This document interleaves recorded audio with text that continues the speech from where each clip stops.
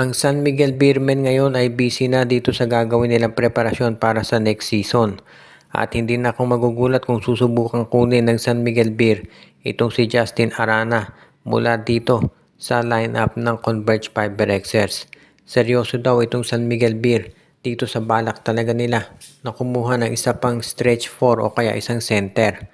So, ang mangyayari dito kung sakasakali na matuloy nga itong plano ng San Miguel Beer na kunin itong si Justin Arana, ang magiging sabihin na nating offer nila dito sa Converge Fiberxers ay baka itong si Motau Tua. So, Motau Tua for Justin Arana, yan yung magiging palitan. So kapag natuloy yan, ang magiging center na ng San Miguel si Arana at itong si Junmar Fajardo at to sa power forward nila si Rodney Brontiel at Andreas Cahilig.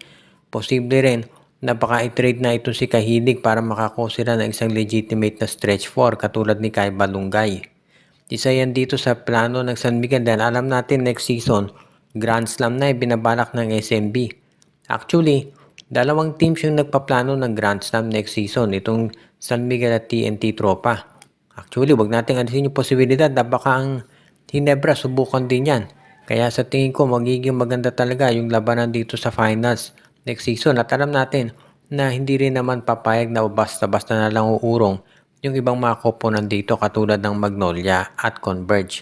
Kaya nga kung sakasakali na makuha ng San Miguel si Justin Arana, magiging isang malaking hakbang yan dito sa plano talaga nila na kumuha o maka-Grand Slam dahil yan talagang inaabangan ngayon nitong San Miguel Beermen. Sabi nga ni Junmar Fajardo, Grand Slam na talaga yung natitira na lamang na hindi niya na-accomplish sa kanyang career.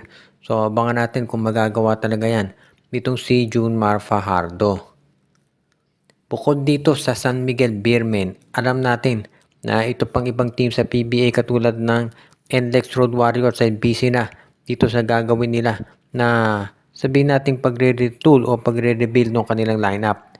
At mukhang ang balak daw ngayon nitong NLEX Road Warriors ay kausapin na itong kanilang sister team na Meralco Bolts para sa isang possible 3-team trade. Kung saan ang magiging sitwasyon daw dyan ay kukunin itong Meralco Bolts itong si Brandon Ramirez mula dito sa NLEX at ipapalit naman nila itong si Brandon Bates dito. So Brandon Ramirez to Meralco Bolts, Brandon Bates naman to NLEX. Gagamitin nilang conduit itong Blackwater Bossing para matuloy yung nabanggit na trade. Kung sakasakali nga na ito mangyari, sa tingin ko magiging mas maganda resulta nito para dito sa lineup nitong NLEX Road Warriors pati na ng Meralco. Tignan natin yung epekto nito sa Meralco dahil ito si Brandon Ramirez, malaki ang player na yan at yan talagang hinahanap ngayon ni Coach Luigi Trillo, yung tipong pwede maging physical na defender at scorer. Kaya hindi na ako magtataka kung bakit nila willing i-give up itong si Brandon Bates para kay Ramirez. At sigurado naman na itong koponan ni Coach Luigi Trillo gagawin ang lahat para mapalakas sila. At itong si Coach Jong Wichiko ng NLEX Road Warriors, ganyan din ang plano nila. Magdagdag ng additional big men na magpapalakas dito sa roster.